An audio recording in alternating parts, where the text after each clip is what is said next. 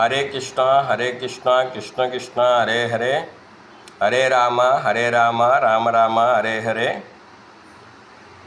ప్రతి మానవుడు బతుకు భారం, దాని గురించి తెలుసుకుందాం ఈరోజు. హరే కృష్ణ.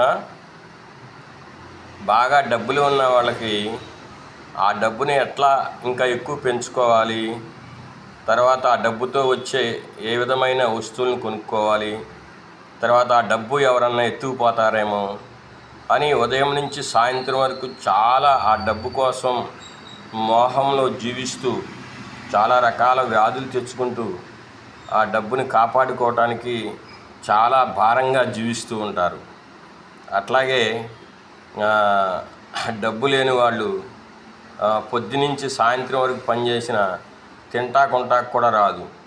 ఎన్నో బాధలు, రోగాలు, జబ్బులు, ఈ విధంగా జబ్బు వచ్చినా పని చేయకపోతే జీవించలేడు. ఈ విధంగా ధనం లేనివాడికి కూడా బతుకు భారం అవుతుంది.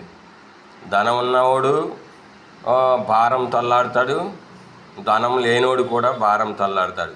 కానీ కృష్ణ భక్తి చేయటం వల్ల బతుకు సుఖవంతం అవుతుంది.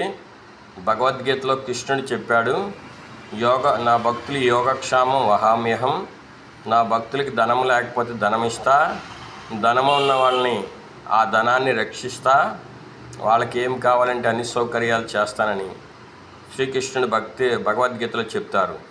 మన భక్తులు అనంత కోటి లోకాల నుంచి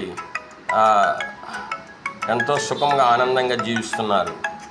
హరే కృష్ణ కృష్ణ కృష్ణ హరే హరే.